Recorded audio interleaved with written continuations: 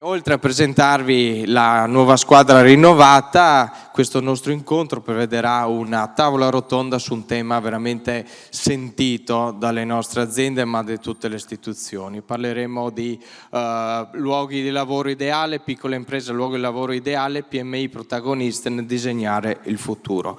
Lo faremo insieme a illustrissimi relatori che poi saranno moderati, guidati dal Baccialli che direttore in Media Nord-Est che condurrà i lavori.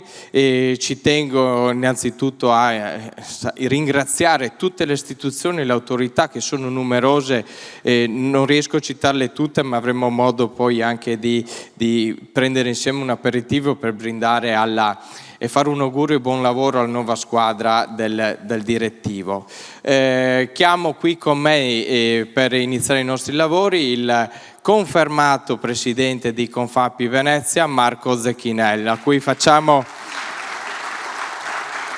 un applauso di augurio, di congratulazioni e che giustamente ci tiene a presentare a tutta la platea, a tutte le autorità e istituzioni, quella che è la squadra del Consiglio Direttivo rinnovato, perché ci teniamo noi a dare evidenza, a presentare tutti quelli che sono gli imprenditori che tutti i giorni si impegnano non solo nelle loro aziende, ma che si mettono a disposizione dell'associazione, dedicando il proprio tempo, dando il proprio contributo alla società e quindi è giusto dare loro rilevanza e conoscenza. Un saluto a te Marco e poi passiamo alla presentazione della squadra del Consiglio Direttivo.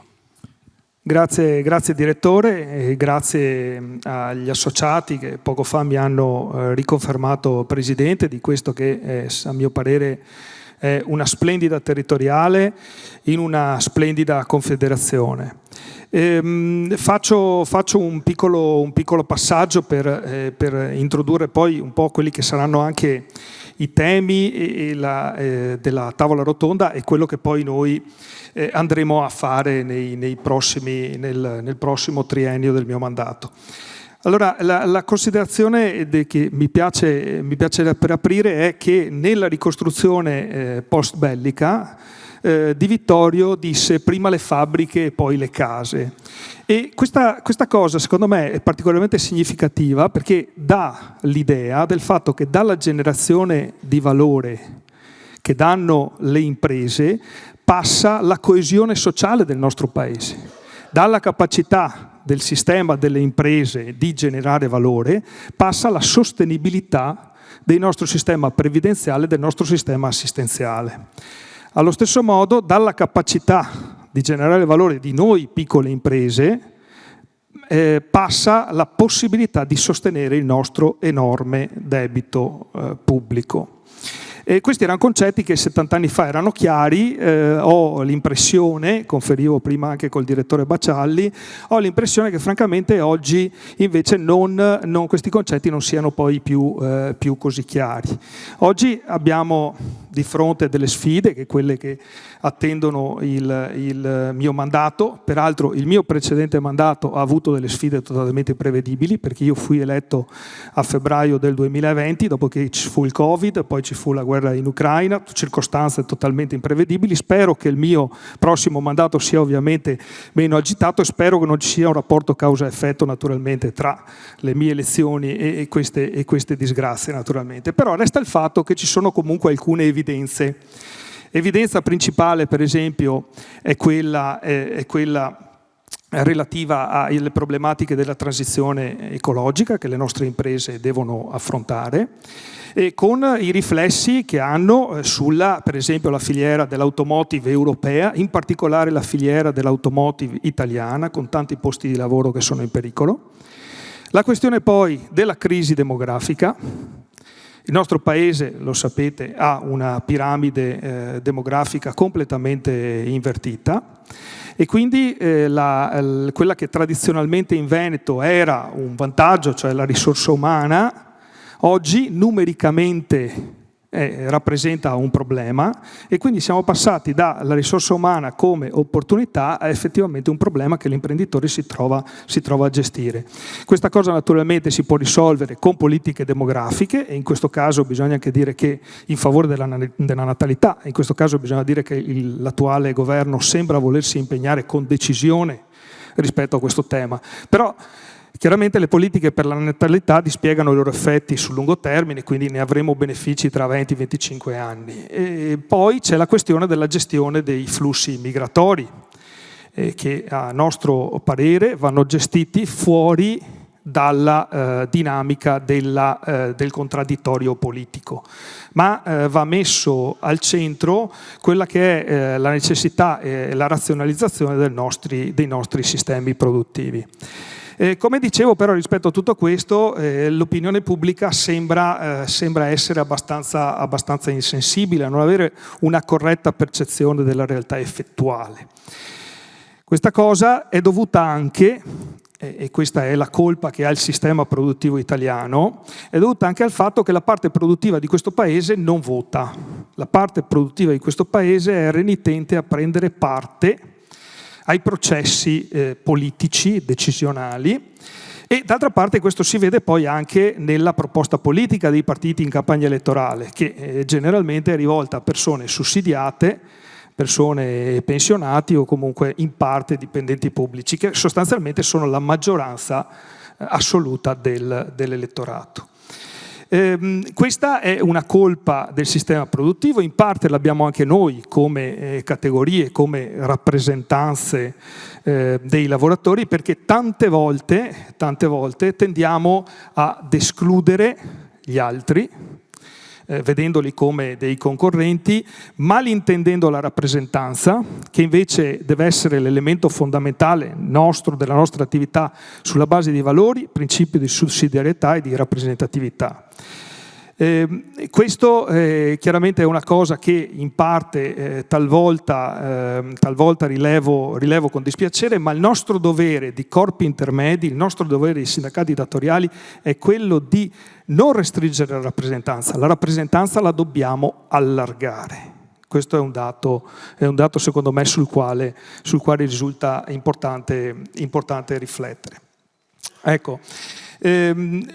Chiaramente in questi anni abbiamo avuto veramente un'importante crescita a livello di associati, quindi oggi rappresentiamo nella città metropolitana oltre 400 aziende associate. A livello nazionale il nostro sistema rappresenta 116.000 imprese.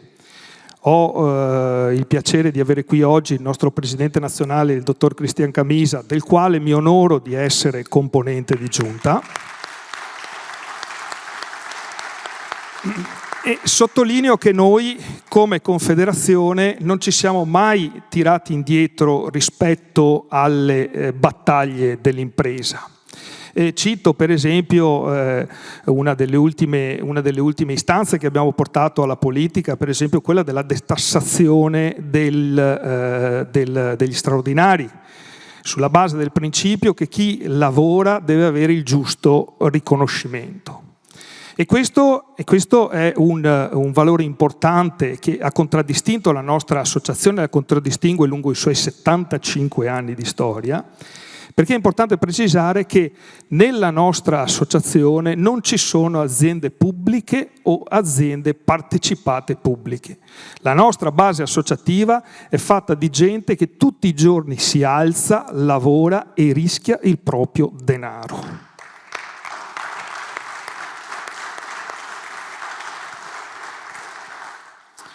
Quindi io mi sento di ringraziare tutte le autorità e tutte le istituzioni pubbliche, comunali e territoriali che con noi hanno lavorato e che oggi con la loro presenza testimoniano il fatto che abbiamo fatto bene, e noi riconfermiamo la nostra volontà di partecipare. Quindi questo è un elemento particolare, perché francamente però devo anche dire, e ringrazio l'assessore Costalonga e l'assessore Venturini di essere qui oggi, perché spesso dalla città metropolitana di Venezia abbiamo avuto l'impressione di trovare una conventio ad excludendum rispetto ad alcune associazioni datoriali in favore di altre. E questo francamente secondo me è un grave vulnus della programmazione politico-economica del nostro territorio. Perché chiudo questo intervento e permettetemi di citare Gassman, no? Cambiamo la nostra vita quando al posto di dire io diciamo noi. Questo è il senso. Grazie. Grazie Presidente. Rimani qua con noi, rimani qua con me e Marco, che chiamiamo qua sul palco tutti i consiglieri del... Ero già fuggito. Eri già fuggito. Quindi chiedo ai vari consiglieri neoeletti di raggiungerci qua sul palco, ci disponiamo qua, così vi presento alla nostra platea. Intanto parto con le slide. Presidente Marco Zecchinel, rinnovato nell'incarico, azienda Tergas SRL di Noventa di Piave. Prego, venite qua tutti insieme. Marco Dall'Acqua, Veneziana Restauri Costruzioni SRL di Gruaro, delega allo sviluppo territoriale e presidente mandamentale di Portogruaro. Roberto Dalcin, la Corte dei Baroni di Jesolo Lido, delega al turismo, presidente del mandamento di Jesolo. Alessia Rossi, Mave SPA Veneto Orientale, delega agli eventi e al networking. Corrado Secchi, Sogedico SRL, Venezia Marghera, delega ai rapporti industriali, referente categoria Uniomeccanica con Fapi Venezia. Silvia Sardena dello studio Tonucci Partners di Padova, delega agli affari legali. Bianca Cori, Dimensione Qualità DQ SRL di Venezia, presidente gruppo donne imprenditrici con Fapid Venezia. Riccardo Florian, Gotoway, San Donà di Piave, presidente categoria trasporti e logistica. Davide Fusaro, Fusaro Impianti SRL e Adria, presidente mandamentale di Rovigo. Luciano Furlanetto, European International Markets, Zenson di Piave. Pierangelo Maren della Novaltech Group SRL di Scorzè, presidente mandamentale del Milanese. Giannino Ragazzo, Laguna 12 SNC di Camponogara, presidente mandamentale Riviera del Brenta. Sonia Saccon, dottore commercialista e revisore contabile con studio in Pianiga. Elia Stevanato della Stevanato Prodotti e Lavori Speciali SRL di Salzano, presidente del gruppo Giovani Imprenditori. Massimiliano Stocco, Stocks SRL Noventa di Piave, presidente mandamentale di San Donà di Piave. Questa è la nostra squadra rinnovata per il mandato 2023-2026. Chiedo un grande applauso di augurio di buon lavoro.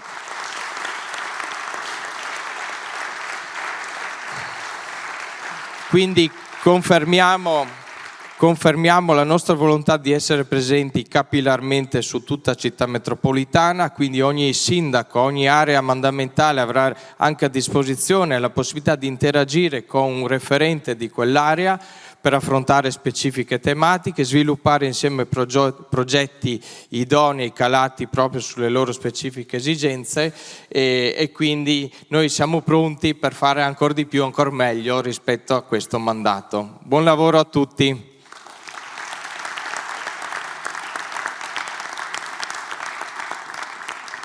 Bene, vi ringrazio.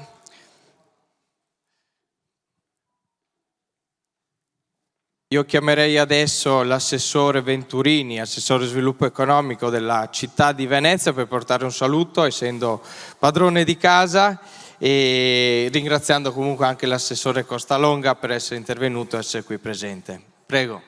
Beh, grazie intanto e complimenti al neo presidente rieletto per questo incarico. 3 anni non facili, quelli che hai passato, 3 anni che speriamo siano più in discesa quelli che ci aspettano, sapendo che però le sfide che anche hai raccontato tu prima non mancano: il tema del personale, il tema della gestione dell'immigrazione, il tema di raccontare, forse questa è la sfida più grande del mondo imprenditoriale, cos'è l'impresa e che senza impresa non c'è welfare, perché ci hanno abituato in questi anni, insomma, alla parola gratuitamente, no? Restauriamo la casa gratuitamente, diamo i contributi a chi sta male gratuitamente, non vuoi lavorare, stai a casa, ti do un contributo gratuitamente. Questo gratuitamente però non è che proprio funzioni così lo Stato e il mondo, e quindi è forse bene raccontarlo e precisarlo, bene che appunto Confapi voglia porsi questo obiettivo, perché ce n'è tanto bisogno. Fare un'educazione, una comunicazione, spiegando che senza impresa non c'è lavoro e senza lavoro non c'è assolutamente welfare, perché i soldi che lo Stato distribuisce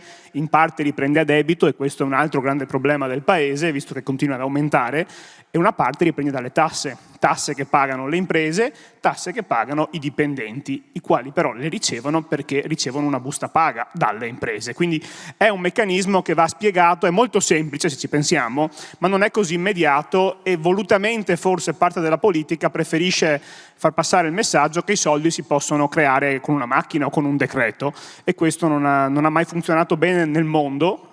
Insomma, ci sono alcuni esempi in Venezuela, Cuba e altri stati che però non se la passano proprio benissimo. Dall'altro punto di vista, come chiedevano, rassicurazione sull'importanza della collaborazione per noi è fondamentale. Io e Sebastiano siamo qui oggi a testimoniarlo, settore commercio e attività produttive, settore sviluppo economico e turismo. Non da ultimo, tra qualche giorno, insomma, formalizzeremo il nuovo ODG, e quindi ovviamente Confapi sarà parte del nuovo ODG, come da voi richiesto e come è giusto che sia. Quindi assolutamente continueremo insieme a dialogare anche sui temi del turismo.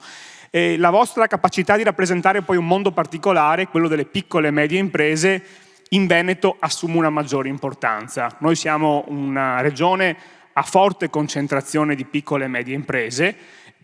È vero che la provincia di Venezia è un'anomalia, ha molto dipendenti pubblici, ha molto Stato, ha molti enti locali, ha molte grandi imprese legate all'esperienza di Porto Marghera, ma basta spostarsi un attimo da Mestre, andare nel Veneto orientale o andare verso Chioggia e troviamo tantissime piccole imprese che ovviamente sono un tessuto sociale importantissimo, un tessuto connettivo strategico del nostro territorio. Anche perché l'attività dell'impresa non è solo quella di generare fatturato e creare posti di lavoro, anche se quella ovviamente è la prima, ma è quella anche di uscire dalle mura della fabbrica e stringere alleanze col territorio. Insomma, i nostri piccoli comuni hanno tutte piccole aziende che sostengono gli eventi che i comuni realizzano, qualsiasi sagra, in qualsiasi piccolo paesino, tra gli sponsor a tutte le aziende di quel comune, e molto spesso sono aziende piccole e medie. Si è creata in questi decenni una grande collaborazione nei territori, piccolo comune, mondo del volontariato, mondo dell'impresa, che anche il sabato e la domenica, quando l'azienda chiude i battenti, nel caso in cui li chiuda, comunque si continua a garantire quella proiezione dell'azienda fuori dallo stabilimento, ed è la ricetta veneta, la ricetta che ha funzionato così bene finora. Quindi ecco, davvero le sfide non mancano. Non manca però neanche la classe dirigente in questo caso, una classe dirigente che abbiamo visto adesso sfilare su questo palco, molto giovane, devo dire, questo è assolutamente un segno distintivo, ma credo che tutti rappresentino un punto di vista importantissimo, è la somma di tantissime esperienze, però in questo caso più che la somma è una moltiplicazione, perché quando si mettono insieme 2 esperienze, 2 competenze, ecco, non basta fare 1 più 1, ma diventa appunto molto molto di più. Ecco, davvero quindi grazie, massima collaborazione da parte del Comune di Venezia, anche perché, lo dicevi prima, insomma, le sfide verso cui andiamo sono sfide collettive, sono sfide di tutti, e o remiamo tutti in quella direzione o la barca gira su se stessa, e questo sarebbe veramente un peccato. In bocca al lupo. Grazie Assessore Venturini. A questo punto attiverei il collegamento, se è pronto. No, non c'è ancora. Ok, perché non è riuscita a essere presente qui con noi l'assessore Donazzan, in quanto è volata questa mattina a Bruxelles per un impegno importante come Regione Veneto, e quindi si collegherà online. Non appena è pronto il collegamento mi fate cenno e io darò lei la parola. E ci tengo a ringraziare lo sponsor dell'incontro, Banco Popolare BPM, che ha sostenuto questa iniziativa. E a questo punto direi chiamerei qui il dottor Baccialli per far partire la nostra tavola rotonda, dando disponibilità all'assessore Donazzan per il collegamento. Bene, quindi entriamo nel merito del nostro incontro. Piccole imprese è il luogo di lavoro ideale, PMI protagoniste nel disegnare il futuro. A lei la parola e buon lavoro. Grazie direttore. Buonasera a tutti, grazie per l'invito. Penso, come spesso succede anche a noi in televisione, che tra poco comparirà in ritardo, avvisano dalla regia, ecco c'è, quindi salta tutto per aria, dobbiamo riprendere la scaletta. Ma di solito è puntuale l'assessore Donazzan, per cui dovrebbe arrivare. In ogni caso, quando ci sono questi intoppi si va avanti, come diceva il direttore Zanon, quindi chiamo sul palco i relatori di questa tavola rotonda, me li sono segnati perché non vorrei poi sbagliarmi. Tiziano Barone, che è il direttore di Veneto Lavoro. Buonasera. Buonasera direttore. Ovviamente il presidente nazionale di Confapi, Cristian Camisa, presidente. Santo Romano, il dottor Santo Romano, che è direttore dell'area politiche economiche, capitale umano, programmazione e tante altre deleghe per la regione del Veneto. Io ho avuto il piacere di avere a che fare col dottor Romano come presidente della fondazione Veneto Film Commission e ho visto quanta partecipazione, quanto entusiasmo c'è su tanti versanti da parte della Regione del Veneto. E ovviamente Paolo Feltrin, politologo, scrittore, insegna all'Università di Trieste. Professore, grazie molte. C'è Marco Zecchinelli, non so se... Presidente, sapevo che non sapeva se... Prego. I complimenti per la rielezione a furor di popolo. Avremo poi alla fine un intervento del direttore della Nuova Venezia Fabrizio Brancoli e poi i saluti del presidente di Confapi Veneto William Beozzo. Presidente, grazie molte. Allora io partirei, darò degli spunti perché anche sulla base di quello che diciamo sempre in televisione e di fondo trovo che ci sia uno scollegamento spaventoso, ve lo dico, proprio in base alle nostre esperienze tra opinione pubblica e mondo dell'impresa. Cioè la gente, i cittadini che noi spesso sentiamo, non sanno cosa sia l'impresa, non lo sanno. Diceva Zecchinelli poco fa, ci si alza la mattina, si rischia l'osso del collo, i propri soldi. Io trovo questo, che bisognerebbe stabilire un contatto più forte, questo lo dobbiamo credo fare noi e lo devono fare gli imprenditori.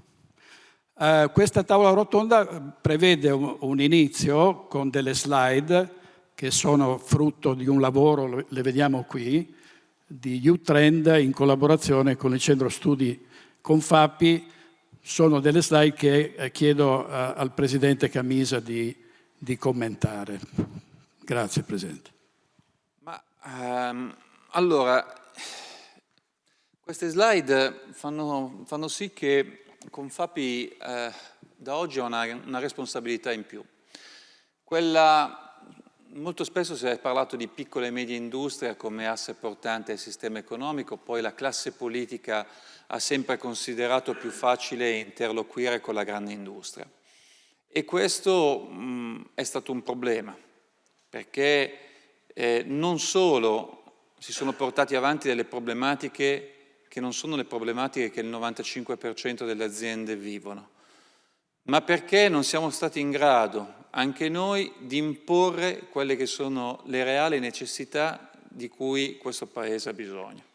Io nelle prime interlocuzioni che ho fatto con il governo ho posto proprio l'accento su questo.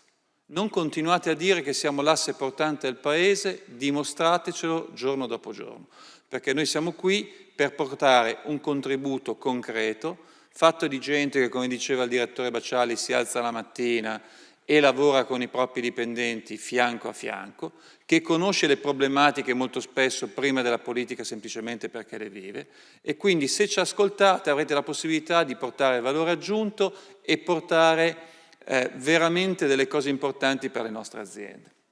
In questo sondaggio che abbiamo commissionato con U-Trend e che abbiamo presentato al 75esimo qualche settimana fa della nostra associazione davanti a 1500 imprenditori, ci sono alcuni dati secondo me importanti che devono responsabilizzare noi che presiediamo l'associazione su Roma, ma anche voi che siete associati e vivete il territorio. Uno di questi è indirizzato ai lavoratori e gli si chiede quali di queste espressioni descrivono il suo lavoro ideale. Al di là del tema stabilità e benessere, che insomma, come dire, sono dati noti, che nel corso degli anni sono sempre stati ai primi posti, la cosa che emerge è che il terzo dato, il terzo dato è il tempo libero. Oggi, per i nostri giovani, a torto o ragione, il tempo libero sta diventando un fattore determinante, in particolare dopo l'epoca Covid.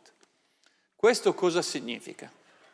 Significa, e lo vediamo tutti i giorni, che sempre di più stiamo facendo fatica a trovare personale, che sempre di più quando facciamo colloqui di lavoro la prima cosa che ci chiedono: devo lavorare al sabato, devo fare ore di straordinario, a che distanza è l'azienda rispetto a dove abito.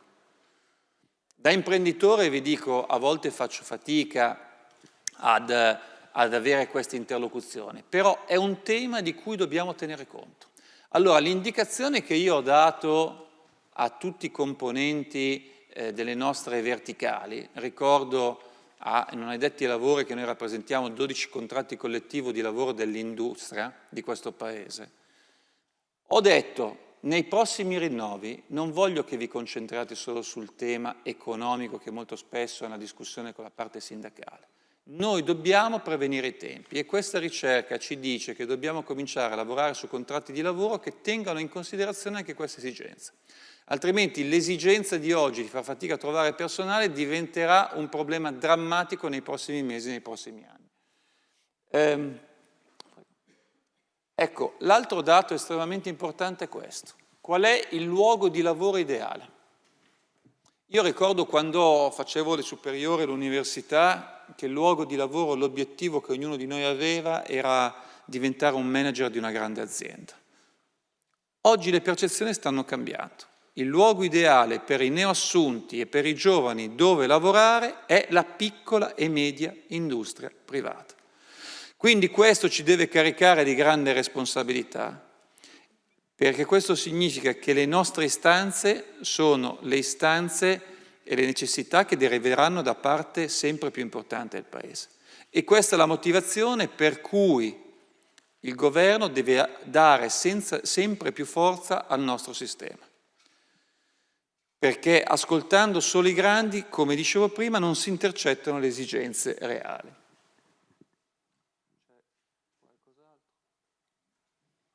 Ok, su questo è qualcosa su cui ci siamo interrogati. Allora, quando dicono che le principali difficoltà sono salari troppo bassi, orari di lavoro troppo lunghi, assenza di flessibilità lavorativa, vi dicevo, dobbiamo lavorare nei prossimi rinnovi, lavoreremo sui contratti per andare incontro a queste esigenze. Sul tema dei salari troppo bassi, è un'esigenza reale. Però noi siamo in una situazione in cui noi imprese paghiamo troppo a livello di costo del lavoro e il dipendente prende troppo poco. Quindi bene l'intervento del cuneo fiscale da parte del governo, bene, e noi abbiamo detto per noi è un punto di partenza anche il fatto che il cuneo fiscale in questo momento vada solo ai lavoratori e non alle imprese. Abbiamo proposto, come diceva il Presidente Zecchinel correttamente, una detassazione completa degli straordinari, come avevamo suggerito al Ministro Giorgetti, il tema dei fringe benefit.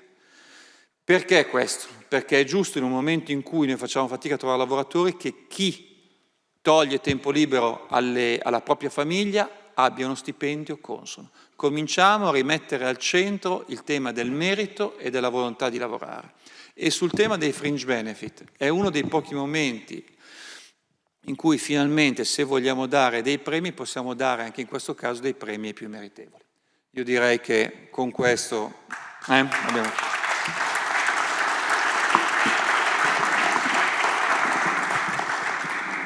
Ecco, il direttore di Veneto Lavoro, Tiziano Barone, sempre riprendendo quello che io sento la sera quando parliamo di lavoro e soprattutto arrivano tanti SMS e WhatsApp dei cittadini, molti parlano, diciamo il ritornello è quello delle retribuzioni troppo basse e l'altro è quello di un mercato in cui c'è lavoro ma tanta gente non vuole lavorare o non ha disponibilità a fare certe attività. Io a volte mi chiedo se siano notizie vere e proprie, quelle che rimbalzano da una televisione all'altra, da un talk all'altro, o se ci siano delle incongruenze, se poi non sia veramente così, anche perché ho visto i dati dell'occupazione, ne parlava Zaia l'altro giorno, che sono aumentati almeno in Veneto, no? Mi sembra che siamo al 67%. Sì, devo dire che nella nostra regione il bicchiere è mezzo pieno e in questo senso su 4 milioni e 8 di residenti e quindi 3 milioni e 100 di popolazione in età lavorativa abbiamo 2 milioni e 100 di occupati che rappresentano il 67, ma li vedo tranquillo, sì. Che rappresentano il 68%. Tanto è poco, è in linea con le regioni competitive, possiamo fare meglio. Infatti vedete il tasso di occupazione maschile è del 75% e quello femminile è del 59%, quindi c'è spazio di crescita. Dal punto di vista invece di chi lavora, abbiamo su quei 2 milioni e 100 ce ne sono 1 milione e 7 che sono dipendenti e 500.000 che sono indipendenti. Dei dipendenti, e questo è un tema classico del lavoro flessibile, del lavoro a termine, il 15% è a tempo determinato. Quindi quando si parla del tempo determinato, il quadro generale ci dice che è il 15% la popolazione che lavora a tempo determinato e l'85% a tempo indeterminato. Quanti sono i disoccupati?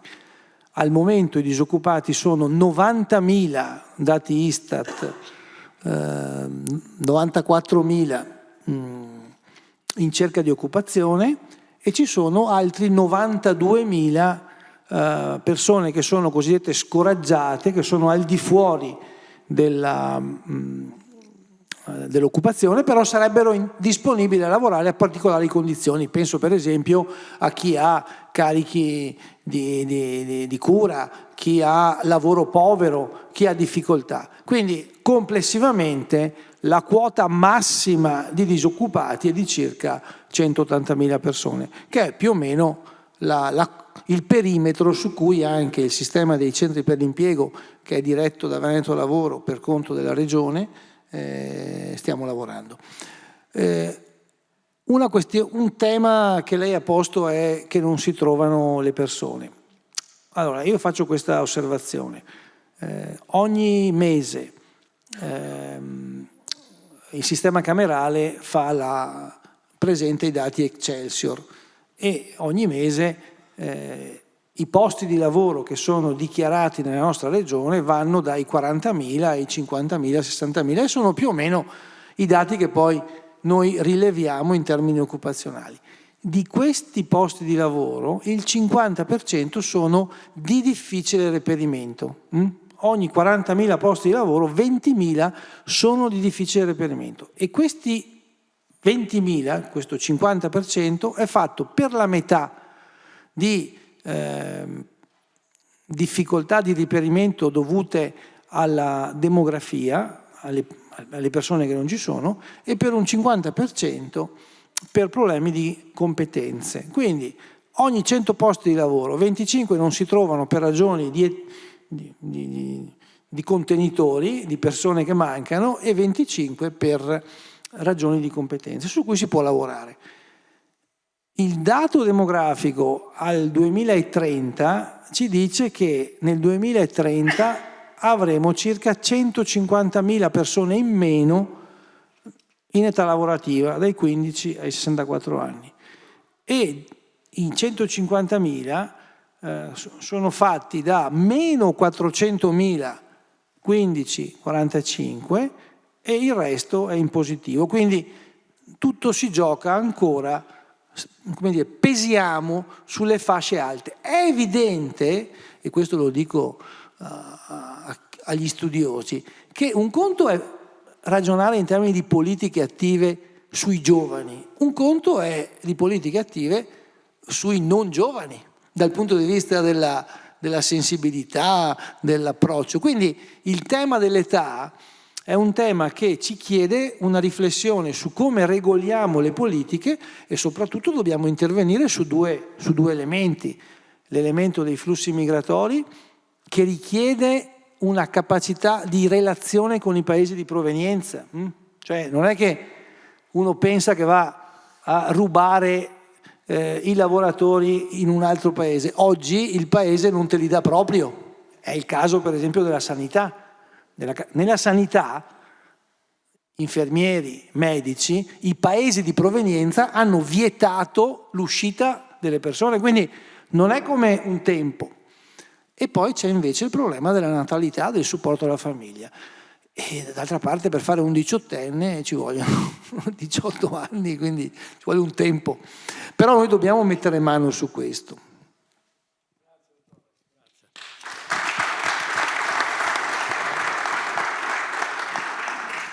Allora, abbiamo in collegamento in diretta ovviamente da Bruxelles l'assessore all'istruzione, al lavoro, alla formazione e alle pari opportunità, Elena Donazzan. Assessore, non la vediamo per ora, vediamo se arriverà. Succede anche a me regolarmente che mi dicono in cuffia arriverà, e allora bisogna prendere tempo. Allora, Presidente Zecchinella, io sento sempre quelli che sono i rapporti spesso burrascosi tra centrodestra e centrosinistra, la politica, no? Che ovviamente discute in questo caso delle ultime. Eccola. La vediamo, Assessore? Io vi sento anche, a dire la verità. Benissimo, allora le diamo subito la linea. Assessore, grazie per essere con noi, sia pure da remoto. Avremmo preferito averla qua, ma l'hanno chiamata a Bruxelles. Vediamo se riusciamo a inserirla. Vediamo se io vi sento perfettamente, vi vedo anche. Sì, noi la sentiamo e la vediamo, ma non ancora sullo schermo grande. Ah, va bene, perfetto. Va bene, non importa, l'importante insomma che vi sentiate. Perché, la vogliamo anche vedere come così sarà. vedete come sono dopo che mi sono alzata alle 4 della mattina, siete impietosi, sono sempre una signora. Eccola, sempre in forma sbagliante, altro che. Altro che. Sono qui all'aeroporto, quindi mi scuso perché speravo anche di essere in una condizione un po' più un po' più dignitosa per voi, perché meritava questo incontro il massimo della forma. Vedo veramente una organizzazione che avrei voluto onorare con una presenza fisica, però ringrazio il dottor Romano e il dottor Barone che sono lì anche solo a sostituire me ovviamente, ma anche a rappresentare degnamente la Regione. I temi che trattate sono quelli che abbiamo trattato oggi. Perché sono qui e ho mancato l'assemblea con voi? Perché il board, oggi era la giornata dell'allargamento dell'Europa, l'8ª giornata per alcuni paesi, soprattutto dei Balcani, a cui ovviamente il Veneto guarda per n ragioni di tipo relazionale, commerciale, economico, anche per i flussi della popolazione che da sempre storicamente vedono il Veneto dialogare con quella parte d'Europa, anche se ancora non è entrata nell'UE. E oggi chiedevano di parlare proprio di quello di cui trattate oggi all'Assemblea di Confapi. Quindi saluto il Presidente, tutti voi presenti, e mi scuso anche con l'amico William Beozzo, perché a lui avevo garantito una presenza, insomma, in presenza. Però, dicevo, oggi eravamo chiamati come regione di riferimento, cioè la regione considerata la migliore tra i paesi europei nella parte relativa alla costruzione di quel fecondo rapporto tra pubblico e privato, di sistema formativo pubblico e privato, di raggiungimento degli obiettivi, pur in un contesto che è quello che sottolineo anche con voi e che appena prima ho sentito appunto declinare dal dottor Barone. Oggi il tema era anche qui in Europa, quello della denatalità e di una demografia impietosa. Era anche quello di un ardito ragionamento su diciamo, posizionamenti di flussi migratori che devono per me avere due condizioni: uno, quello che siano regolari, il secondo è che abbiano buoni rapporti con il paese d'origine, non solo per le ragioni dette, cioè oggi ci sono paesi che dicono non vediamo nessuno, ma perché ovviamente poi a voi voi ci chiedete persone formate come minimo in un'alfabetizzazione. Allora dobbiamo ragionare di questo, e io lo lascio come stimolo alla discussione. Quello di fare accordi bilaterali certo compete allo Stato e alle regioni un po' meno, ma costruire buone relazioni può competere anche a noi, no? È un margine di lavoro che ci possiamo assumere senza violare le competenze tra Stato e regioni. Diciamo che la presenza anche oggi qui mia e del Presidente Ciambetti era un po' legata anche a questo: avere paesi amici che entreranno verosimilmente nei prossimi anni nell'Unione e con i quali è meglio avere, e anzi dobbiamo avere, buoni rapporti, buone relazioni di tipo proprio così culturale, politico ed economico. Quello della denatalità l'abbiamo raccontato più come se fosse un tema romantico, e invece è un problema, forse il più grave problema che abbiamo all'indomani di una Europa matura sotto l'aspetto economico, che torna ad essere molto produttiva. I dati delle esportazioni, i dati delle produzioni italiane, anche quelle che qualcuno ci aveva tentato, no, di dire che avremmo sofferto più di altri, stiamo soffrendo meno di altri, e questo è un dato significativo, e ve lo dico anche da assessore al lavoro, cioè dal fronte anche della gestione delle imprese e degli investitori che vengono qui perché oggi l'Europa, l'Italia, il Veneto in particolare, tornano a essere molto interessanti sotto l'aspetto del manifatturiero, perché non è più garantito quel passaggio che c'era tra l'altra parte del mondo, soprattutto il Far East e la Cina, e l'approvvigionamento che deve essere dato. Ma il tema delle persone è il più rilevante, perché tu puoi anche portare investimenti, ma se non hai le persone, queste restano il grave vulnus. E allora, e vi lascio poi con questi due stimoli: uno, di politica per la famiglia non ne abbiamo mai parlato in Italia, cioè noi dal secondo dopoguerra politica per la famiglia poco o niente, e c'è una riforma fiscale in corso, una riforma fiscale peraltro seguita anche da un sottosegretario, Massimo Bitonci, che è veneto, e quindi io consiglio a noi tutti di mettere tanta attenzione su questo, perché allora lì sta anche il quoziente familiare, sta anche la riforma fiscale per le famiglie, e guardate, non è distante dal ragionamento, sta anche rispetto ai giovani che restano a vivere, a lavorare qui. La seconda tema è quello di guardare a quali flussi migratori. Abbiamo fuori dall'Italia due Italie, cioè abbiamo 58 milioni di abitanti in patria e circa 120 milioni di oriundi nel mondo. In alcuni territori dove le radici culturali sono molto ben affondate anche nella cultura condivisa, pensiamo ai veneti nel mondo, pensiamo all'Argentina che oggi soffre di un'inflazione che è tornata ai tempi bui di quando noi accogliemmo i primi italo-argentini a tornare qui, ed era i primi anni 2000. Forse alcuni ragionamenti anche di similitudine culturale, proprio per non credere nella deportazione delle persone, che non può esistere e non deve esistere, serve anche per avere il rapporto formazione-lavoro il più corto possibile, perché il fattore tempo è incidente. Ecco, io vi avrei detto queste cose sostanzialmente. perché il sistema di formazione, di verticalizzazione della formazione, di cui dirà certamente il dottor Romano, o ha già detto, non so se è intervenuto, è la nostra strategia da anni. Ecco perché noi qui abbiamo la minore dispersione scolastica di tutta Italia. Vuol dire non perdere capitale umano, vuol dire che le poche risorse umane che abbiamo per noi sono a tal punto preziose da non essere persa nemmeno una. Il nostro livello ci dice che il Veneto è la migliore regione in Italia e ha una percentuale di dispersione intorno al 9%, benchmark europeo 9%. E l'altro è il tema dei NEET, cioè dei giovani che fino ai 35 anni, dai 16 ai 35, quelli che non studiano, non lavorano, non sono in percorso di formazione, cioè sono risorse perdute e costose, perché questi tra anni non avranno la pensione, saranno a carico, non avranno una famiglia, saranno soli e senza competenze. Questi in Italia sono il 35%, cioè 35 su 100 sono in questa condizione. In Veneto il 13 su 100. Migliore regione in Italia, ci è abbastanza? Assolutamente no. Noi dovremmo tendere a nessuna dispersione di giovani, perché altrimenti non riusciamo a rispondere a quel mismatch che è evidente e anche a quelle competenze che mancano. Ecco, io non voglio disturbarvi oltre, vi faccio vedere il resto della sala, così vi rendete conto che sono proprio qui. Grazie. Grazie Assessore, buon lavoro, grazie molte. A presto.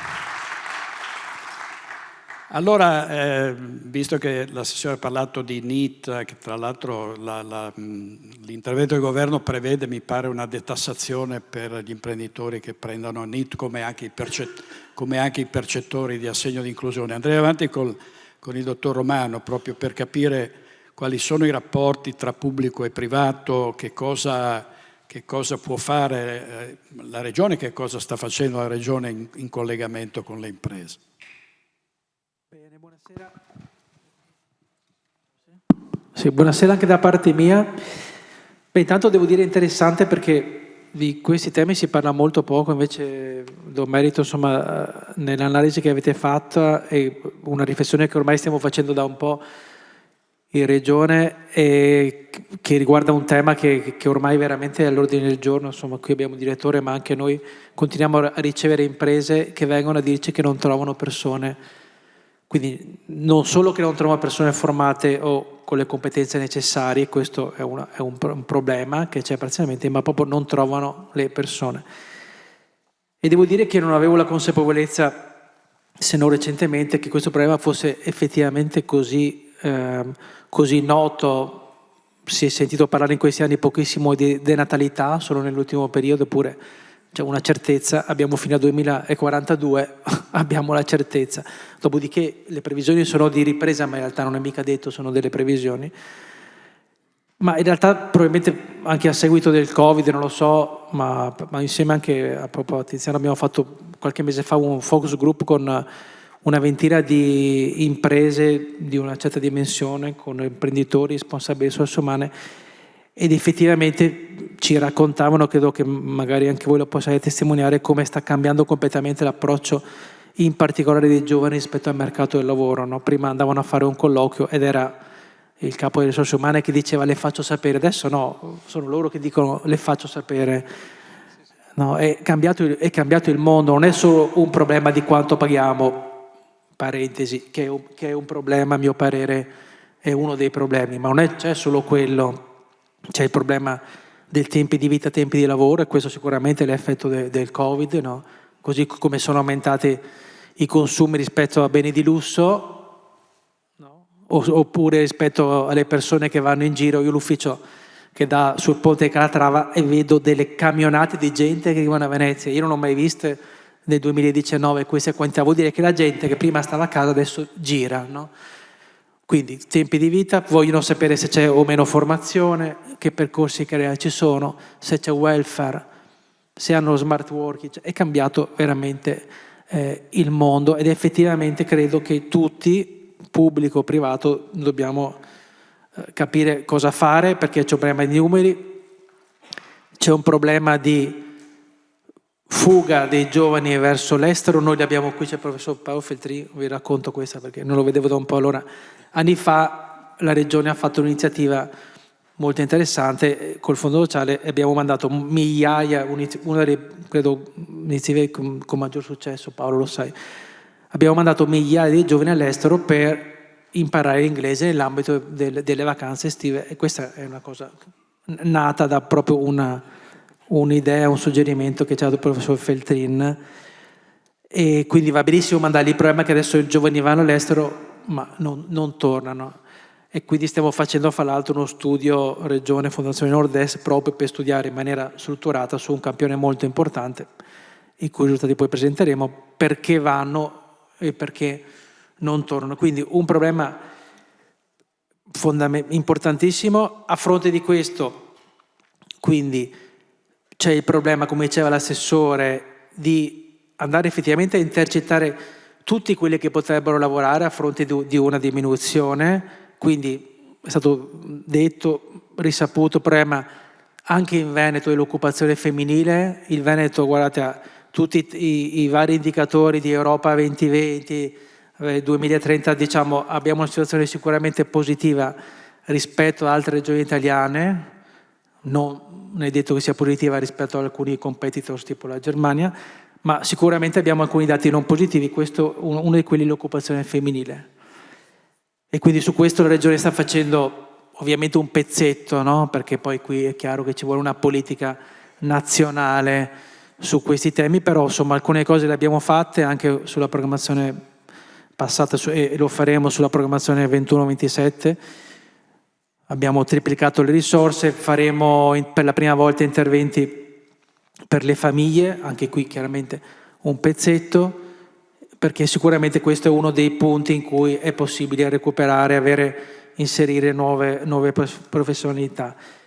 C'è il tema, è stato detto anche nella slide, dei cosiddetti scoraggiati, dei NEET, tutto un bacino di giovani, e non solo di giovani, che si potrebbe intercettare. Ovviamente non è che li puoi intercettare stando in ufficio, perché non è detto che queste persone vengano a bussare al centro per l'impiego, difficile, no? Se non sarebbero scoraggiati, sarebbero attivi, lavorerebbero, perché in questo momento una qualsiasi persona attiva credo che possa scegliere tranquillamente dove lavorare. Quindi qui abbiamo fatto diverse cose e ne abbiamo in cantiere di altre, perché è un problema ovviamente di tipo sociale, di tipo personale, ma anche di tipo economico per il nostro territorio. E poi abbiamo tutta una serie di possibilità, di finanziamenti. In questo momento ce ne sono tantissime, perché abbiamo le risorse, per quanto insomma con un certo ritardo, ma insomma relative al PNRR. Abbiamo le risorse delle politiche di coesione che sono gestite a livello regionale, quindi il Fondo Sociale per le risorse umane, il FES per le imprese. Come diceva l'assessore prima, la Regione Veneto è una delle regioni, anzi la regione, di la verità, che investe di più per la formazione delle persone occupate. Qui non sono solo le imprese, ma sono anche gli imprenditori, e ovviamente qui abbiamo un contesto Veneto che ha la grandissima parte di microimprese. Questo perché riteniamo che sia uno strumento per favorire la competitività delle imprese e per aumentare l'occupazione dei lavoratori. Quindi qui, senza che adesso citiamo tutti i bandi che abbiamo fatto e che faremo, ma insomma ci sono direi molte risorse. E poi c'è il tema del sempre presente problema del mismatch fra le competenze che cercano le imprese, e magari sono in continua evoluzione, e quelle che sono le competenze formate dal sistema scolastico, ma dal sistema della formazione professionale, che funziona molto bene, ITS, che insomma è una realtà che ha numeri ancora piccoli, ma che dà tassi di inserimento occupazionale elevatissimi, e quindi insomma dal programma GOL che va a fare interventi di upskilling, di reskilling, insomma moltissime attività e possibilità che ovviamente che alcuni conoscono, insomma altri hanno la possibilità di conoscere, insomma tramite ovviamente i nostri canali, tramite il supporto anche di un sistema di organismi di formazione accreditati in Veneto, che sono una delle eccellenze che abbiamo, che funzionano molto bene.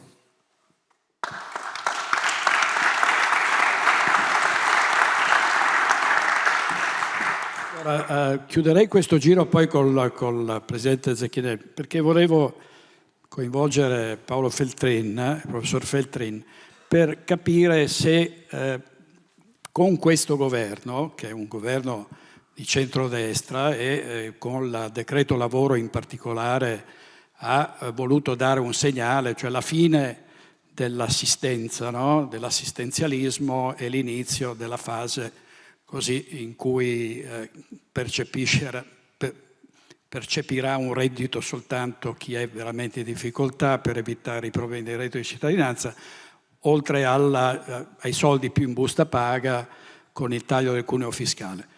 È un'operazione di marketing, dice qualcuno, che non può cambiare il quadro della situazione, o è l'inizio di una fase in cui finalmente ci sarà forse anche una programmazione industriale, un piano industriale che finora non si è mai visto, e che effetti hanno questi cambiamenti sulle intenzioni di voto, ecco, mettiamola così. Allora, vediamo 2 o 3 cose insieme. Intanto è troppo presto. Cioè, un governo che è in carica da 6 mesi, cosa volete? Deve durare 5 anni, deve macinare, insomma. Quindi bisogna sempre stare attenti a non attendersi miracoli da chi arriva. Questo è il primo argomento, cioè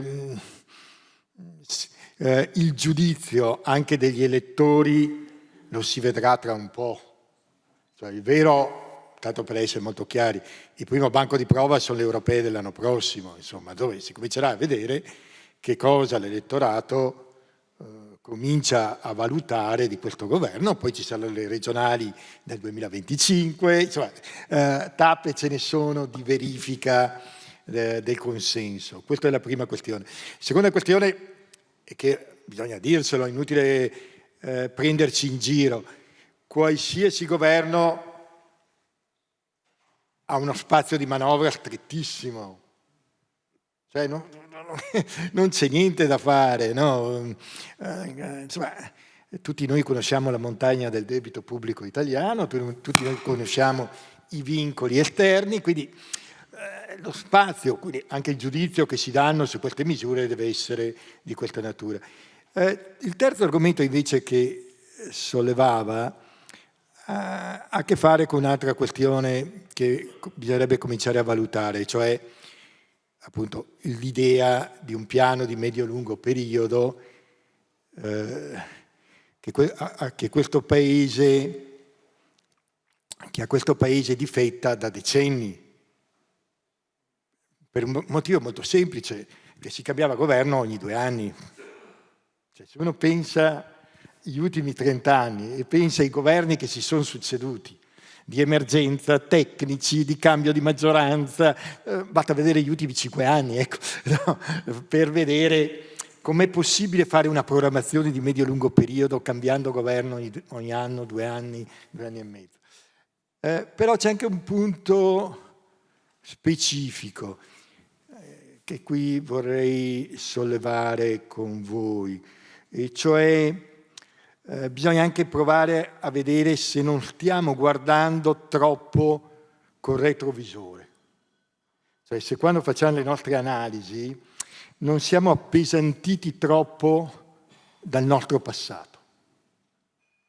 Allora, un esempio mentale, purtroppo questa platea è fatta da troppi giovani, quindi non riescono a fare esattamente l'esame mentale che vi propongo. È quella di provare a guardare i primi 25 anni del XXI secolo. Bene o male, siamo nel 2023, ormai un quarto di secolo è passato, no? E provare a confrontarlo con i 25 anni precedenti, cioè 75-2000. Cioè, bene o male, no? Pensate ai nostri nonni, già negli anni 20, nel 22, 23, 24, potevano fare un bilancio rispetto a fine 800. Allora, che cosa sta cambiando? In cosa è cambiato il mondo rispetto a quello che l'abbiamo conosciuto noi? Allora, ripeto, i giovani non riescono a farlo questo esperimento, ma i più anziani. Allora, primo, perché bisogna capirci. Primo, la grande rivoluzione automazione e digitalizzazione. Cioè noi non ci rendiamo conto di quanto pervasiva sta diventando questa. Pensate solo alle fatture, tanto per essere, no, hai problema fatturazione elettronica o cose di questo genere. Pensate a tutti gli impiegati che sono spariti, no? Nelle amministrazioni avanti questo passo.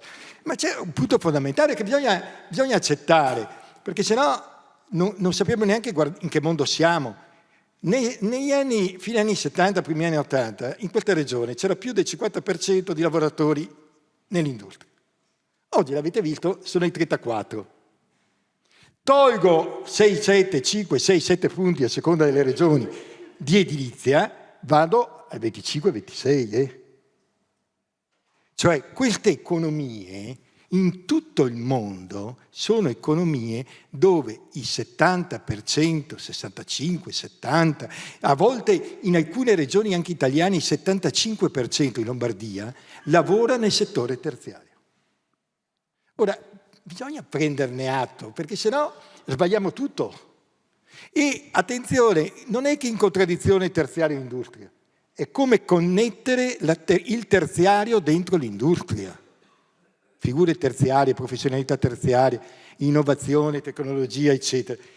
Vi faccio un esempio delle conseguenze di questo errore prospettico. Riguarda l'Italia, riguarda altre regioni, ma anche per il Veneto.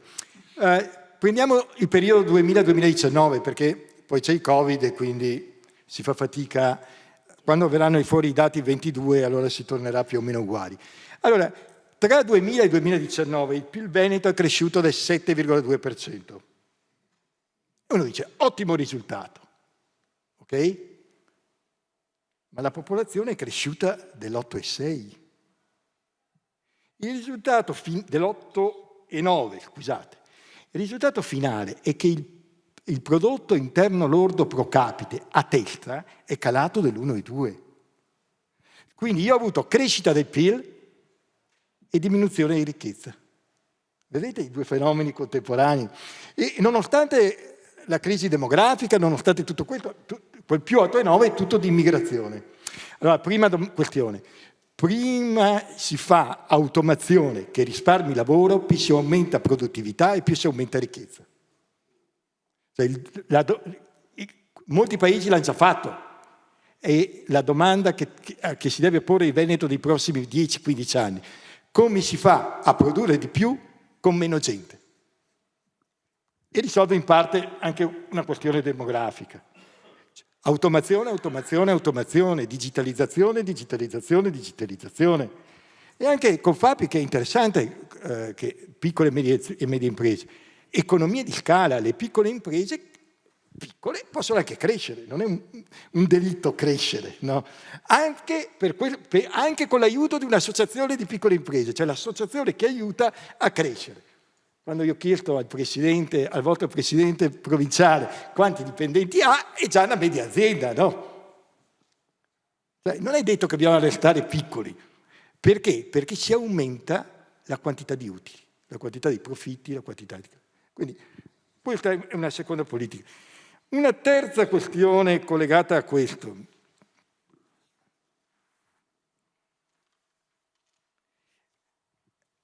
In questi 25 anni tornano di attualità le aree metropolitane. Cioè non pensate solo a Milano, ma pensate a Venezia, a Padova, eccetera.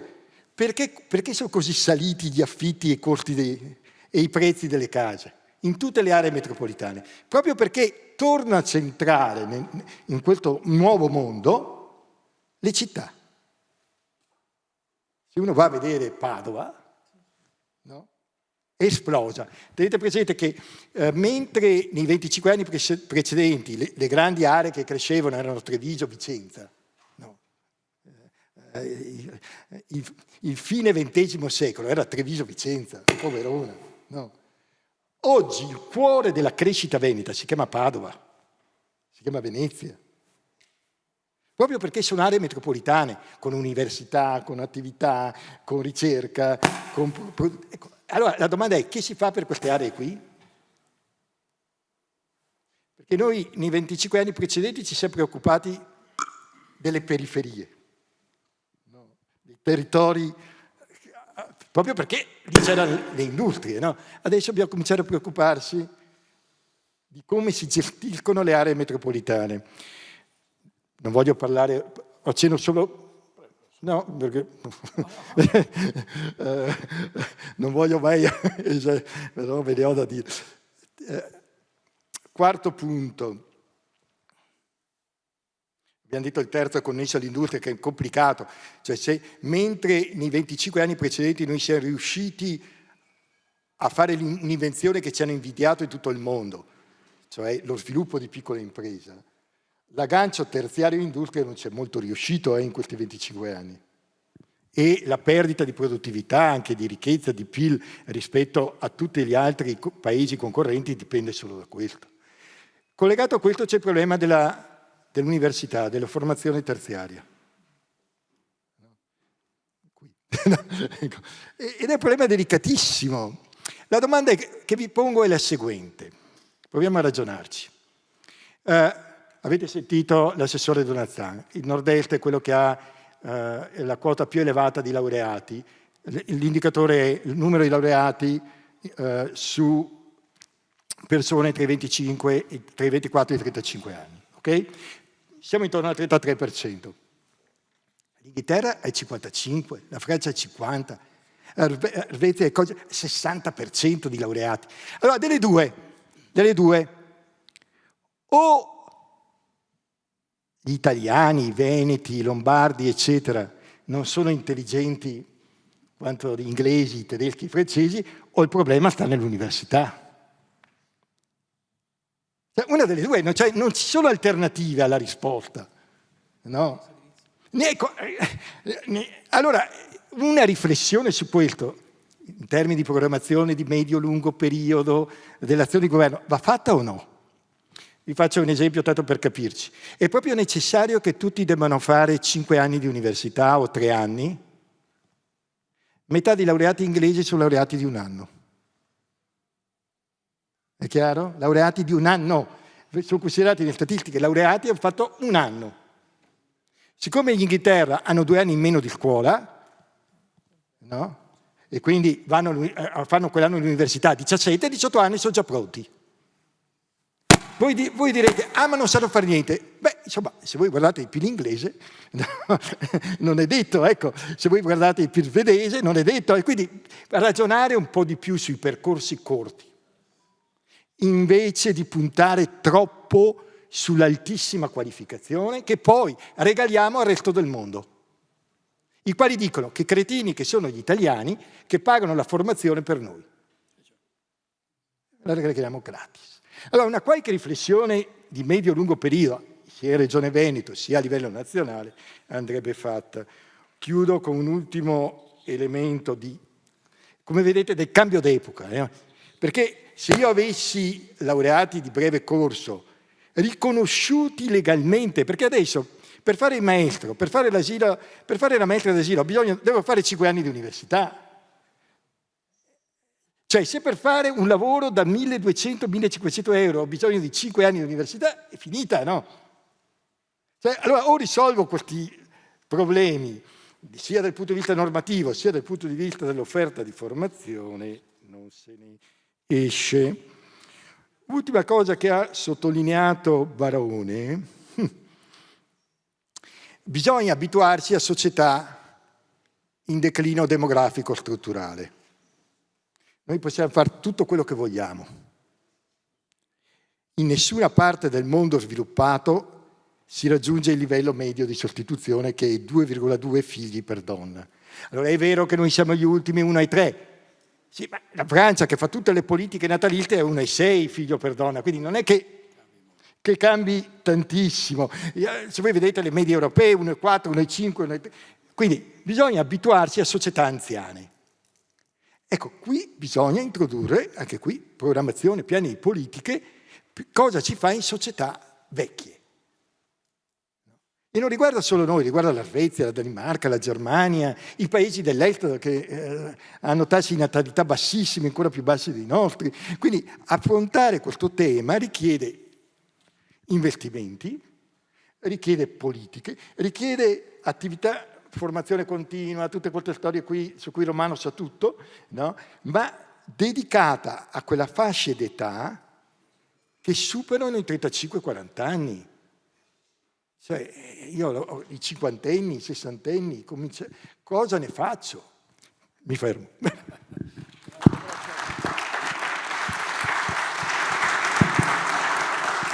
Grazie al professor Feltrin. Un paese che invecchia, Presidente Zecchinel, con tutte le conseguenze. La previdenza è una bomba a orologeria, cioè non ci sono giovani che rimpiazzano coloro che vanno in pensione, quindi prima o poi il sistema previdenziale, leggevo una recensione di un libro di Sergio Rizzo, è destinato a saltare. Sì, no, molto sinteticamente noi come imprenditori poi ci troviamo di fronte a quella statistica che ci diceva il direttore Barone, nel senso che su 100 posti di lavoro 25 vi è questo mismatch tra le competenze che richiedono le imprese, che sono competenze digitali, che sono competenze, come diceva il professor Feltrin, molto più complesse, e chiaramente la disponibilità dei lavoratori che non le hanno, e poi un altro 25% di posti, altri 25 posti su questi 100 teorici, non sono occupabili per un problema demografico, e noi francamente purtroppo questo lo riscontriamo.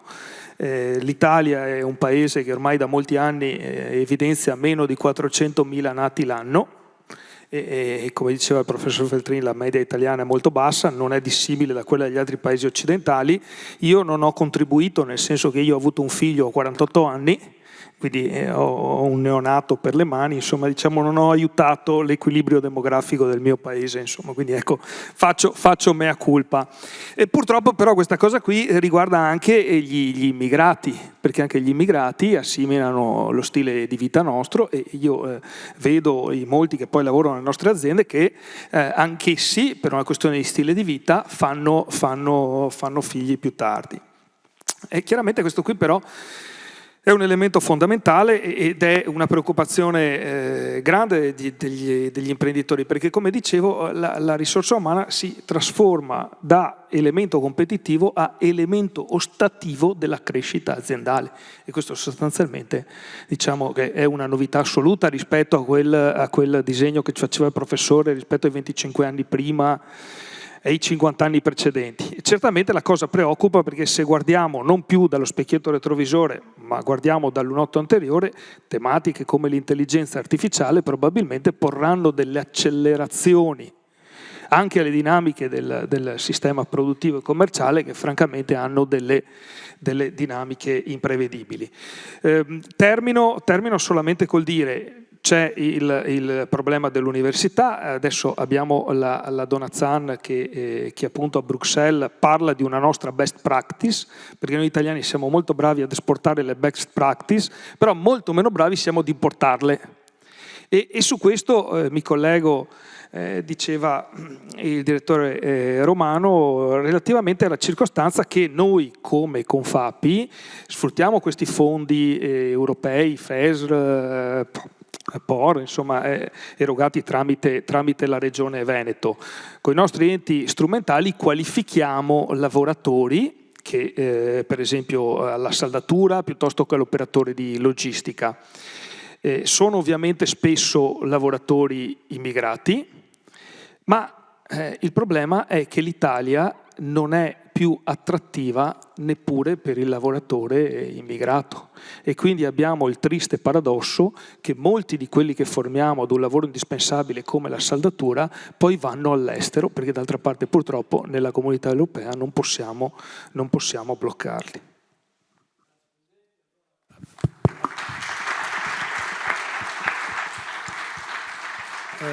Io chiamerei qui il direttore di un'importante testata del Veneto, che è la Nuova Venezia, e poi ci sono gli altri giornali della catena GEDI. Fabrizio Brancoli, direttore.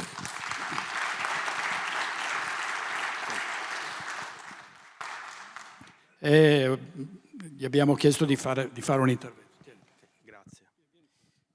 Bene, allora, intanto grazie direttore. complimenti per la conduzione lucida e illuminata. Buonasera a tutti, grazie dell'invito, ringrazio davvero chi mi ha coinvolto, è stato finora un dibattito davvero molto interessante, anche molto ricco di concretezza, e quindi dichiarerei ufficialmente conclusa la quota concretezza con il mio intervento, che sarà ben poco concreto, e cercherò di stare su temi, prometto, molto poco concreti. Inizio così, guarda, vi leggo sta roba che me la sono appuntata sul telefono. Al giorno d'oggi soffriamo di una idolatria quasi universale verso il gigantismo. Perciò è necessario insistere sulle virtù della piccola dimensione, almeno dovunque essa sia applicabile. Questa cosa la scrive non qualcuno su Instagram ieri, ma un signore che si chiama Schumacher e non corre con la macchina, si chiama Ernst Schumacher, è un filosofo, sociologo, economista tedesco nel 1973 e intitola il suo libro con una frase che fa parte del nostro modo di dire, forse di pensare, che è piccolo e bello.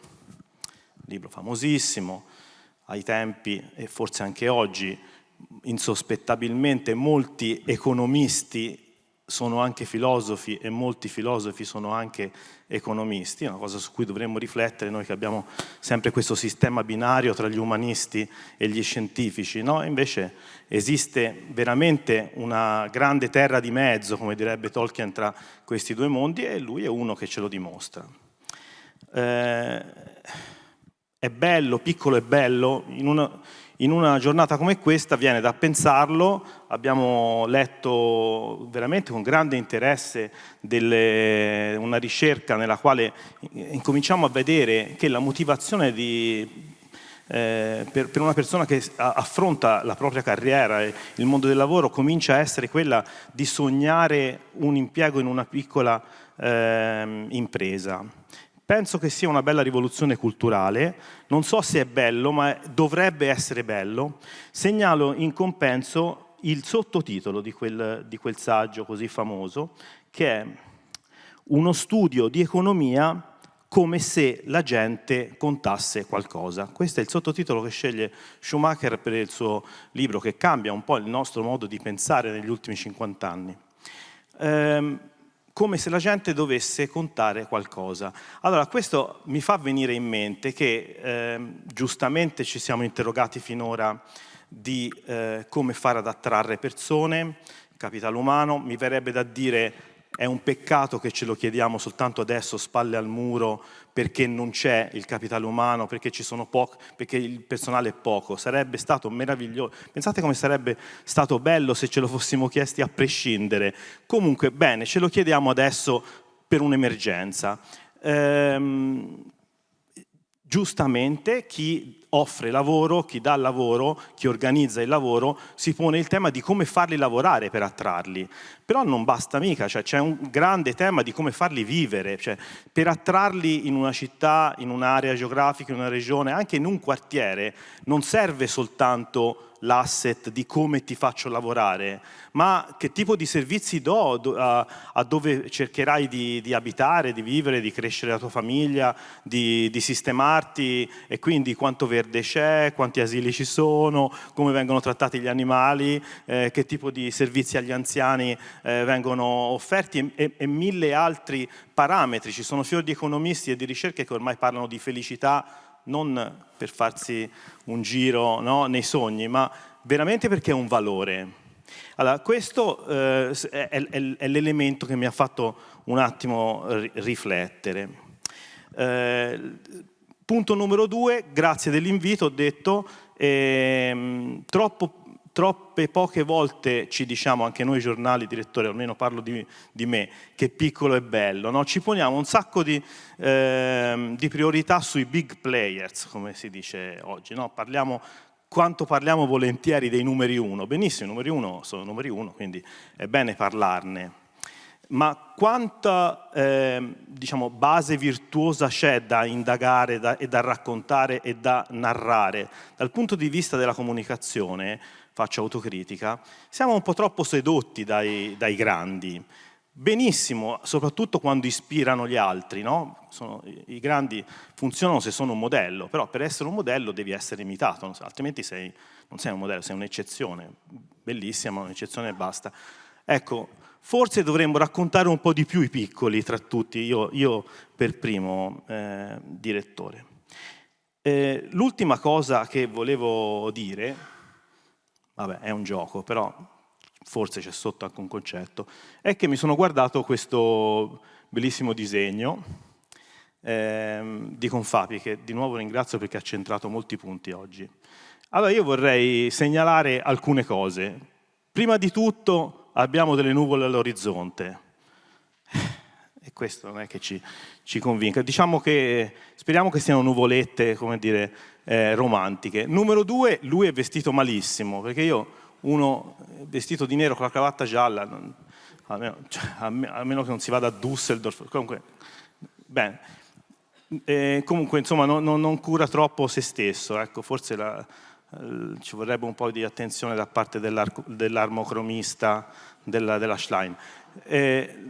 Poi, ma avete visto che sta su un trampolino sul vuoto? Cioè, almeno a me sembra questo, cioè, lui sta su una pedana e guarda il vuoto, cioè lui sta cercando lavoro, sta cercando crescita e futuro e si trova un po' a mezzo metro dal baratro. Lavoro, crescita e futuro sono un po' lontani, li deve guardare col binocolo, sono distanti, distantissimi. E poi, ultima osservazione, è inesorabilmente di nuovo un maschio, cioè non è una donna, ecco, questo era l'applauso più facile che potevo catturare. Allora, non per dire, il disegno è centratissimo, purtroppo. Allora, noi facciamo qualcosa di buono se cominciamo a cambiarlo, no? Quindi se leviamo un po' di ste nuvole, avviciniamo i grattacieli, mettiamo una ringhiera a questo poveretto che altrimenti cade e ci mettiamo una donna accanto. Grazie.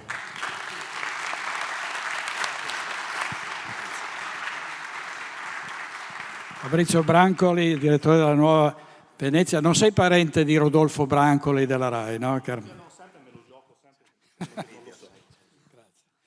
Era un bravissimo giornalista della RAI, un gran signore.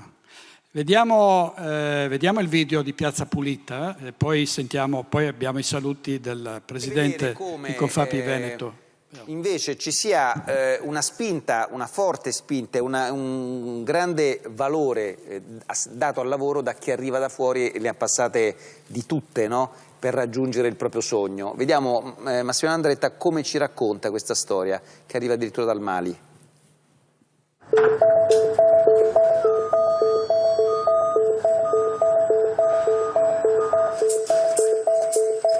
Qui facciamo bombole che servono per quelle piccole macchinette che stanno nelle case e servono a gasarsi l'acqua del rubinetto.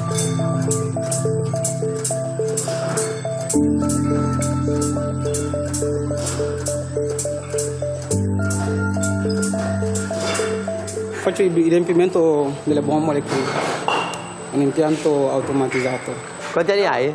Io ho 22 anni. 22? E da quanto stai in Italia? Da 4 anni e mezzo che sono qua e sto aspettando ancora il tribunale per la mia domanda di asilo. Il rischio che corre una persona come Sissé è quello di essere respinto e ritornare nel suo paese.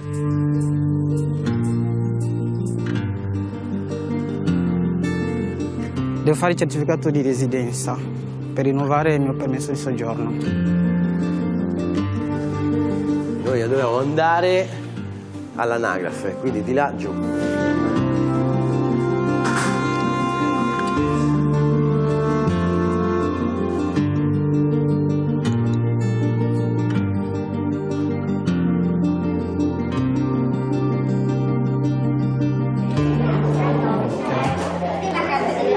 Grazie.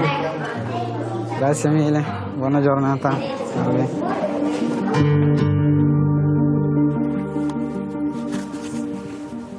Ce l'abbiamo fatta? Sì, ce l'abbiamo fatta finalmente.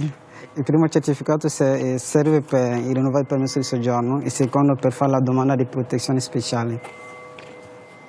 Sei contento? Sì, molto contenta. Grazie.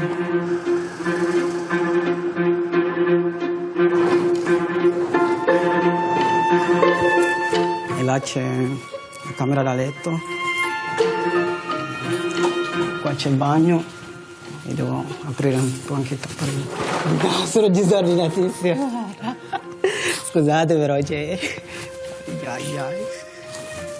Sono troppo disordinato, scusate. E sei contento di questa casa? Sì, sono molto contento. Ho detto tutta questa casa per me non è credibile, ero felicissimo. E prima con chi stavi? E stavo con altri ragazzi, eravamo in 4-5. Con la situazione che c'è in Mali adesso, vivere in Mali è molto difficile. Tra il terrorismo, c'è anche la guerra etnica tra le diverse etnie e poi anche l'instabilità politica, perché se c'è l'instabilità politica non c'è sviluppo. Se non c'è sviluppo, cosa fanno i giovani? Tu sei in un villaggio, i terroristi arrivano una sera e invitano tutti gli abitanti del villaggio, quindi vengono e dicono la loro sharia, che deve essere applicato subito. O preferisci sottometterti o devi scappare o ti ammassano. Cioè tu hai visto queste scene? Certo, ho visto con i miei occhi. Quindi hai attraversato il Mali, poi l'Algeria. C'erano dei terroristi che ci fermavano sempre, che chiedevano i soldi, frustravano la gente e prendevano tutto quello che abbiamo, anche le scarpe a volte si vedono che hai delle belle scarpe, te le tolgono. E dopo sono arrivato in Libia e...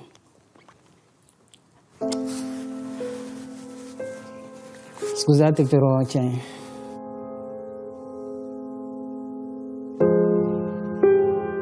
quello che ho vissuto in Libia è un inferno, assolutamente. In Libia, anche senza fare niente a nessuno, ti possono vedere passare e ti ammassano. Secondo loro la tua vita non conta nulla. È stata una brutta esperienza veramente. Perché ho tantissimi traumi che non si riusciranno mai a guarire. E l'Algeria dopo la Libia, da Tripoli. Eravamo circa 50 persone. Ti fanno salire così e poi stare sul mare 24 ore senza vedere niente. Alla fine, cosa potrei pensare? O mi salvano o muoio. E i soccorritori ci hanno soccorso al momento giusto, perché la nostra barca stava per affondersi, che abbiamo visto i soccorritori. Per affondare? Sì, andare giù, perché si era bucato sotto e l'acqua entrava e poi l'acqua era anche violenta, quindi portava la barca di qua e di là e c'era un panico. E sei arrivato a Pozzallo? Sì. In Sicilia? Sì. E quando sono arrivato qua ho detto veramente forse sono stato abbastanza forte per sopportare tutto quello che ho sopportato.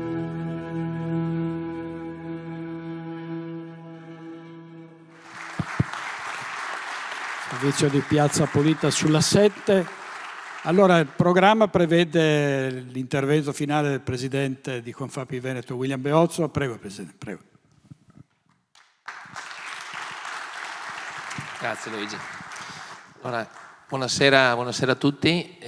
Io vorrei al mio fianco, perché il padrone di casa è il presidente Zecchinel, quindi i saluti le farà lui. Ecco.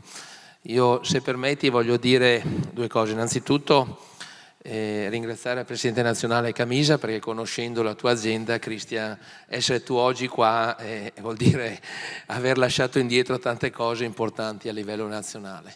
Il ringraziamento al direttore Baccialli, perché quindi è importante, perché rappresenta e dirige una delle televisioni private di questa regione con degli ascolti importanti, ma soprattutto che una televisione libera che porta anche le istanze delle imprese e delle persone in difficoltà, e in Veneto ce ne sono ancora tante. Approfitto un attimo, avendo delle autorità importanti qua, sia a livello di statistica, di studio, ma anche a livello regionale. E parlo del Veneto, una terra che è importante per l'economia della nostra Italia, e che oggi, secondo i dati che noi, pur essendo positivi, vedendo lontano come l'impresa è abituata a guardare, ha quelle nuvole che il direttore della Nuova giustamente ha fatto notare.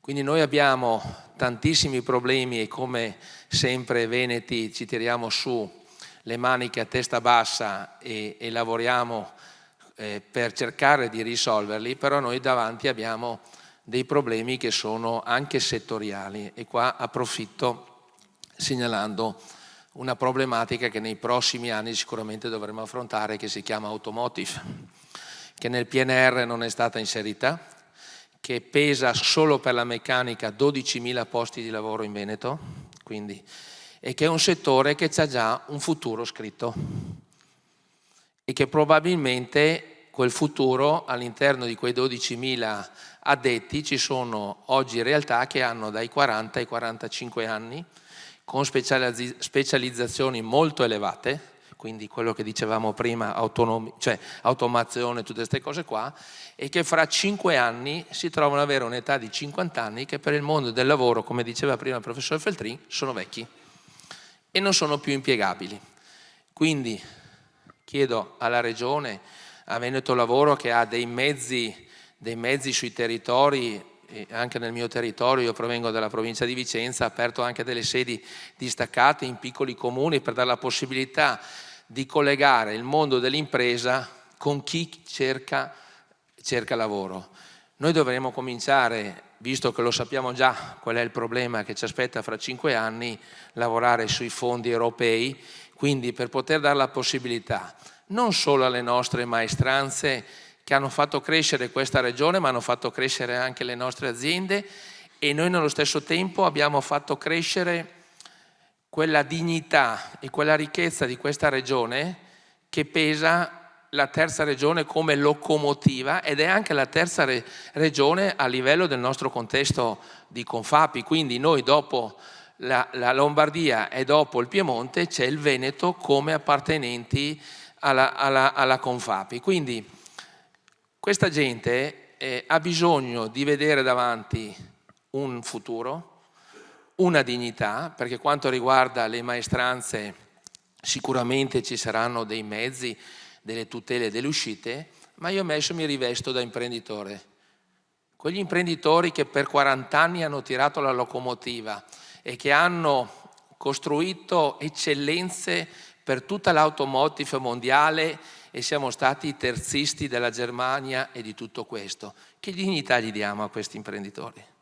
Quindi dietro a tutto questo, e mi allaccio ancora alle famose nuvole, che sono molto, e mi è piaciuto molto il suo intervento, direttore, cioè noi abbiamo sì una locomotiva che va, però abbiamo anche bisogno di allineare la macchina, guardando nuovi scenari, formando e riformando le nostre imprese su scenari importanti e nuovi, perché se vogliamo essere ancora la locomotiva, una delle locomotive di questo paese, questo è lo sforzo che noi imprenditori, accompagnati dalle riforme, dalle modifiche, dagli aiuti, dovremo andare a fare. Se no il Veneto rischia molto spesso di tornare indietro con i numeri che abbiamo visto invece di crescere. Anche perché la realtà, come diceva anche prima il professor Feltrin, noi abbiamo, se notate, i nostri paesi lontano dai capoluoghi principali, le nostre frazioni, che si stanno spopolando. Okay? Quindi tutto questo ha bisogno di un allineamento per poter ritornare a crescere e dare dignità, perché lavoro vuol dire dignità, vuol dire avere la libertà di poter far girare l'economia, e come abbiamo visto dal filmato, avere la libertà, che penso che sia una cosa importantissima. Grazie. Grazie Presidente, un saluto del Presidente Camisa. Sì, volevo solo dire una cosa sul tema automotive, ma un po' in generale sulla rappresentanza di Confapi.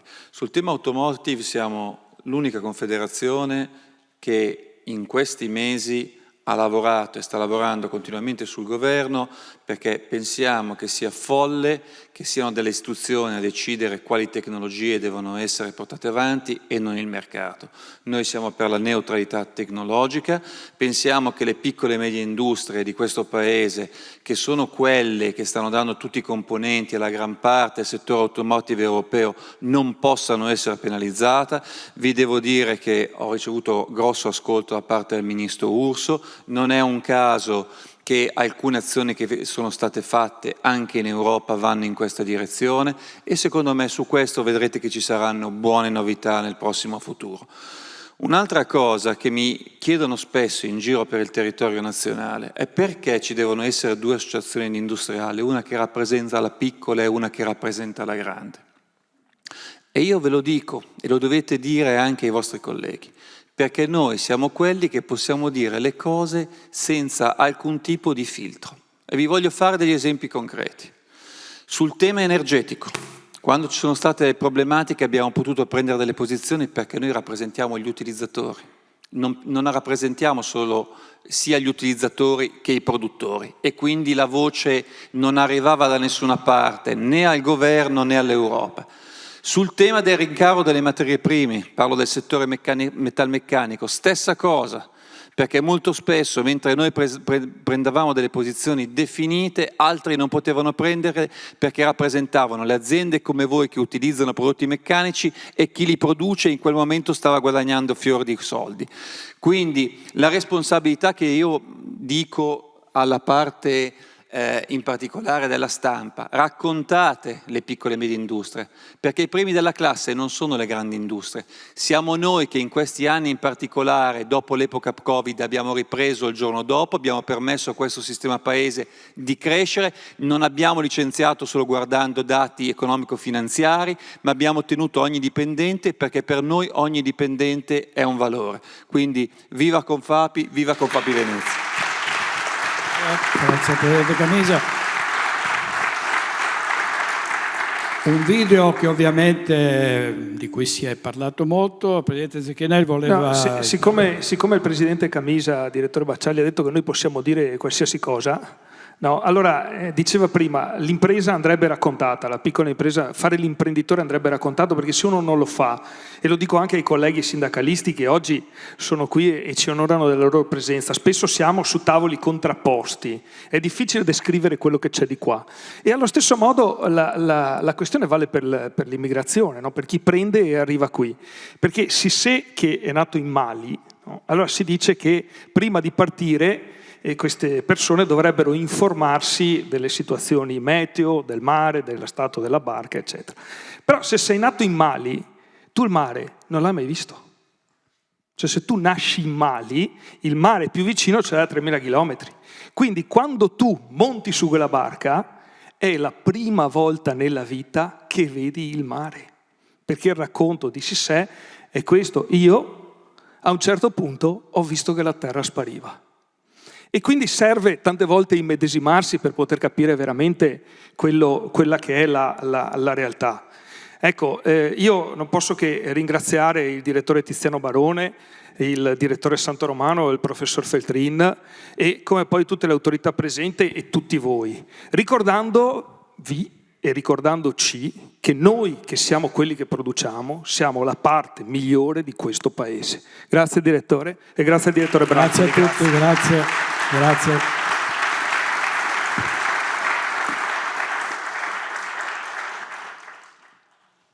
Grazie a tutti, adesso prendiamo insieme un aperitivo e prendiamo con prosecco e auguriamo buon lavoro al nuovo direttivo. Grazie a tutti.